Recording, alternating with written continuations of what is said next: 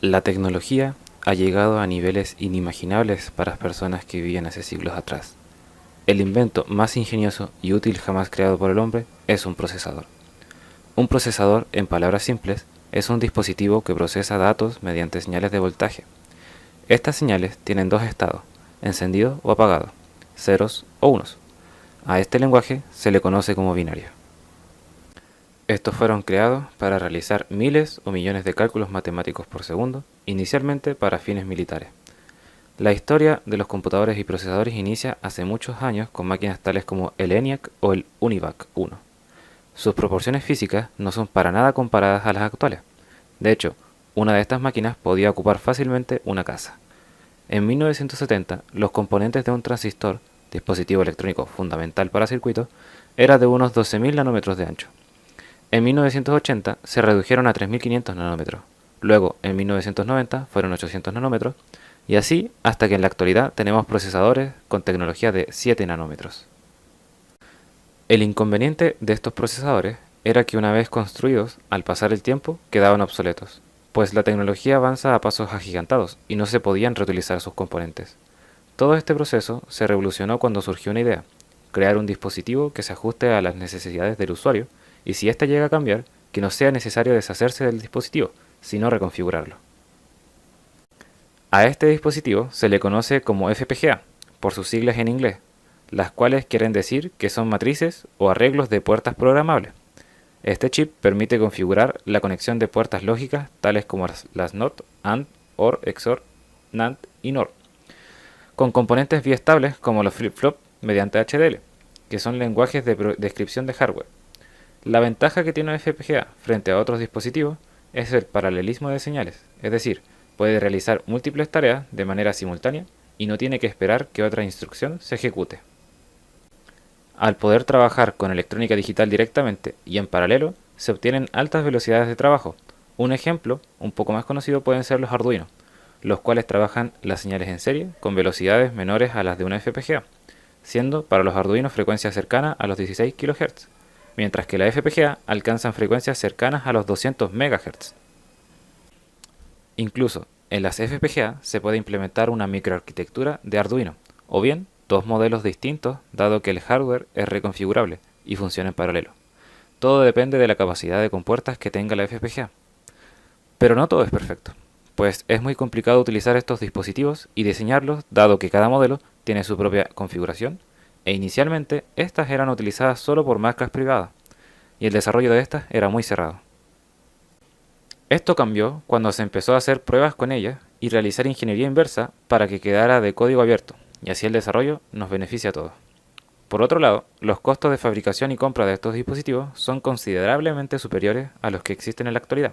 Por ejemplo, un Arduino Uno puede llegar a costar $10, mientras que una Nexus A7 puede llegar a costar $200. En la actualidad hay pocos fabricantes de FPGA. Algunos de ellos aparecen en esta lista, donde el más importante es Xilinx, pues ha sido pionero en este tema. El HDL que utiliza es Verilog, el cual se puede utilizar en un programa llamado Vivado, que sirve para simular diseños y comprobar su funcionamiento. Una aplicación de estos dispositivos se le conoce como softcore, dado que el procesador se diseña con software para describir el hardware. Para los dispositivos en que su configuración queda fija, se le conoce como hardcore. Para poder comparar dispositivos se realizan pruebas conocidas como benchmarks, los cuales son programas hechos especialmente para comprobar el rendimiento de un sistema o parte de él, ya sea buscando estresar partes específicas del sistema o con instrucciones que probablemente se encontrarán en el uso normal del sistema en cuestión. El Drystone es un pequeño benchmark sintético que pretende ser representativo de programación entera de sistemas. Está basado en estadísticas publicadas sobre uso de particularidades de los lenguajes de programación, sistemas operativos, compiladores, editores, etc. La medida de MIPS significa millones de instrucciones Drystone por segundo. Conociendo ya estos conceptos, podemos pasar a uno de los temas centrales del trabajo, que es la comparación entre CPUs hardcore y softcore. Ambos sistemas surgen como una forma de combinar las fortalezas de los microprocesadores y de las FPGAs en un solo aparato.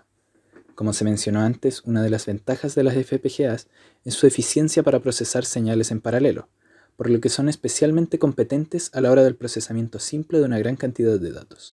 Mientras que la fortaleza de la CPU está en el proceso complejo, pero de una pequeña cantidad de datos. Buscando combinar ambas ventajas, se ha llegado a diversas soluciones. La solución más intuitiva sería tener un microcontrolador y una FPGA por separado y conectarlas. Eso suena sencillo, pero no es muy eficiente, pues suele producirse un cuello de botella en la comunicación entre ambos elementos, lo que aumenta grandemente la latencia de los programas. Claro, si la latencia no es lo relevante para el problema que se quiere solucionar, bien podría quedarse uno con esta solución. Otra solución es una hardcore CPU, que significa tener un procesador implementado físicamente como un circuito integrado normal y conectarlo a una FPGA, pero no como si fuesen dos dispositivos separados con un bus entre medio, más bien como si la FPGA fuese un periférico de la CPU. La FPGA pasa a ser parte de la CPU. La otra solución que discutiremos es el softcore CPU, que corresponde a implementar un procesador en la tela misma de la FPGA. La CPU estaría entonces descrita con un lenguaje de descripción de hardware, un HDL, y esta descripción es la que se implementa en la FPGA de la misma forma que se implementaría cualquier otra lógica. La FPGA ya no es un dispositivo aparte ni es un elemento de la CPU. La CPU está en la FPGA. Ambas soluciones son algo más complejas de implementar que la primera, pero no tienen ese cuello de botella que se mencionó. En cuanto a cuál opción es mejor, bueno, eso depende mucho de qué es lo que se quiera lograr, cómo se define lo que es mejor.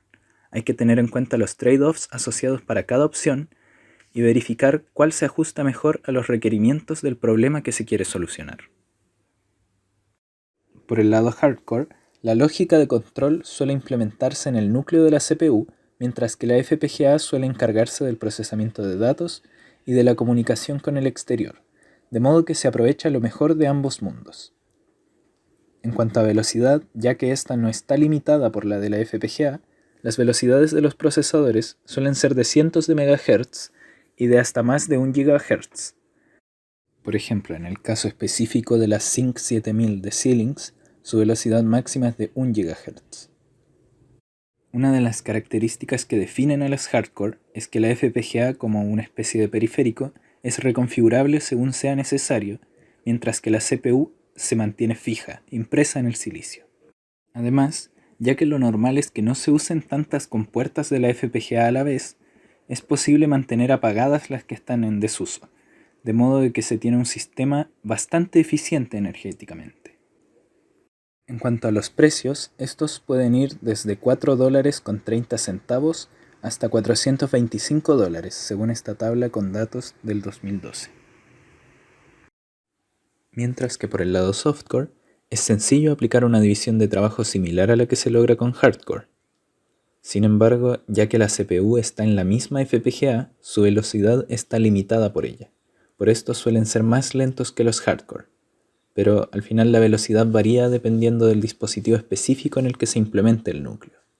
Por lo general, estas frecuencias se encuentran alrededor de los 200 MHz y no suelen superar los 500 MHz. Por ejemplo, la NIOS 2 de Intel tiene dos versiones, una económica que usa menos componentes lógicos y de memoria y una rápida, para aplicaciones de alto rendimiento.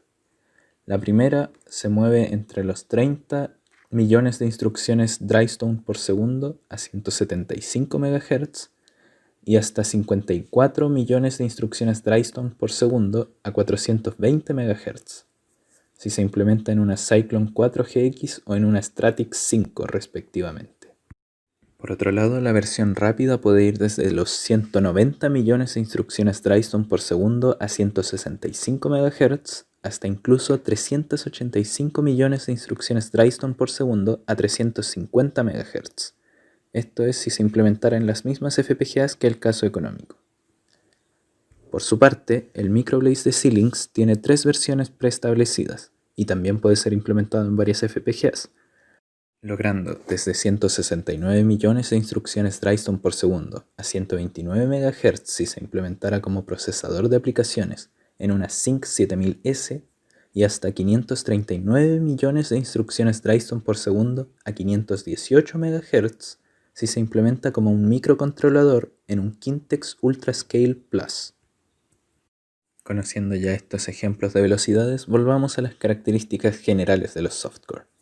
Otra característica importante es que el procesador completo es reconfigurable para la aplicación específica, pudiendo, por ejemplo, configurarse el tamaño de la caché y de la memoria, o también la cantidad de etapas del pipeline, o incluso, si se tiene una FPGA con el tamaño suficiente, podría implementarse más de un procesador, con lo que se tendría un procesador softcore multicore.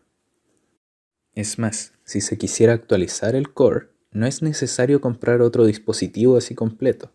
Funciona casi como si fuese una actualización de software, solo que lo que se está actualizando en realidad sería el hardware, claro.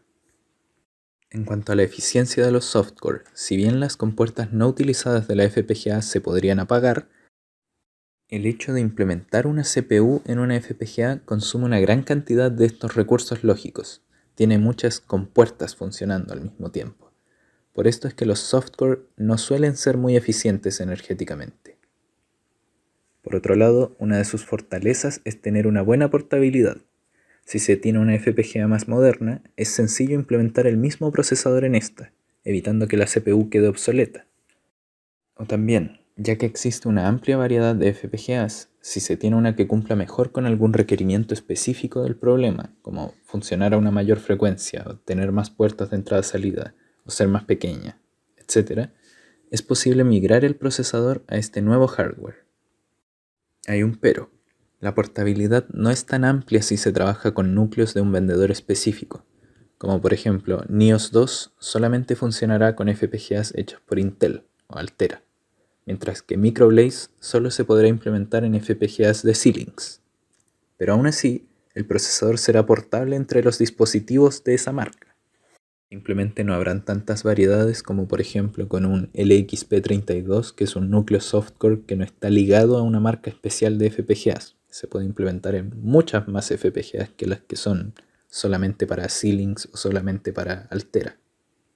En cuanto a los precios de los softcore, estos tienden a ser más caros que los hardcore, con precios que pueden ir entre los $59 y hasta los $750. Cabe mencionar que los datos de la tabla son del 2012, así que es probable que los precios hayan cambiado un poco, pero aún así nos sirve como referencia. Por lo general se usan las CPU hardcore para los sistemas operativos, la gestión de tareas y la comunicación. Los softcore, por otro lado, suelen ser más útiles cuando se busca control y coordinación, ya sea que se necesite mucha comunicación de ida y venida entre la FPGA y la CPU, o cuando se quiere tener un sistema flexible que pueda ser reconfigurado con entradas por parte del mismo usuario. Ahora que sabemos qué es un software processor, veremos el caso específico de Microlace y su trasfondo. Y para esto, primero necesitamos hablar de Xilinx. Xilinx es una compañía de tecnología estadounidense y son distribuidores de dispositivos lógicos programables tales como las FPGAs, y son líderes en el desarrollo de estas. De hecho, ellos inventaron las FPGAs y por esto tienen gran reconocimiento. La compañía Xilinx es poseedora de la mayor familia de productos de FPGAs, incluyendo las series Virtex, que son de alto rendimiento, Kintex, que son de rango medio, Artix, que ya son de más bajo costo, o la familia System on Chip Zen 7000. Lo que hace Xilinx, al ser una potencia en lo que son las FPGAs, aprovecha el desarrollo tecnológico que posee en esta área y desarrolla un software processor basado en FPGAs, y así nace Microblaze, el cual lo definiremos con mayor detalle. Microblaze es un software processor de 32 o 64 bits diseñado para su implementación en FPGAs de Xilinx. Es de arquitectura RISC y Harvard, es decir, con acceso a instrucciones y datos de forma independiente. El Microblaze Soft Processor entrega distintas posibilidades para interconectar diferentes periféricos y módulos funcionales al menor costo posible en una FPGA. Esto es posible gracias a su flexibilidad, y nos referimos al hecho de que la configuración de estos procesadores es muy variada ya que se implementa mediante FPGAs. Esta configuración puede ser programable mediante softwares como Vivado de Xilinx, que convierte por ejemplo código C a lógica programable, con lo cual se implementa la funcionalidad que se desee en el procesador mediante código. En la página oficial de Xilinx podemos ver los beneficios y características técnicas más notables de Microblaze, como por ejemplo, que presenta más de 70 opciones configurables para el usuario, tiene pipeline de 3 etapas para un footprint óptimo y pipeline de 5 etapas para rendimiento máximo. Posee soporte para PLB o interfaz AXI. Posee soporte para Big Endian o Little Endian. Y tiene unidades opcionales como la MMU, que es la unidad de gestión de memoria, y la FPU, que es la unidad de punto flotante. También en los periféricos disponibles podemos ver, por ejemplo, en los de entrada-salida, algunos como la UART, que es el dispositivo que controla los puertos y dispositivos series, y la entrada USB 2.0, entre otros. Como vimos anteriormente en el video, el desempeño del soft processor Microblaze depende de la configuración y el dispositivo FPGA que se use. Como muestra la siguiente tabla que ya vimos, podríamos notar el caso para el Real-Time Processor, donde el Virtex UltraScale Plus alcanza una frecuencia de 396 MHz, llegando a 519 millones de instrucciones Drivestone, siendo este el mejor desempeño de Microblaze implementado como Real-Time Processor. En resumidas cuentas, puede decirse que la principal ventaja de los procesadores softcore frente a los hardcore son su flexibilidad y portabilidad, mientras que la de los hardcore por sobre los softcore son su mayor velocidad de cómputo y eficiencia energética. Ambas soluciones son buenas dependiendo de lo que uno requiera, dependiendo de cómo uno defina qué es bueno para su problema.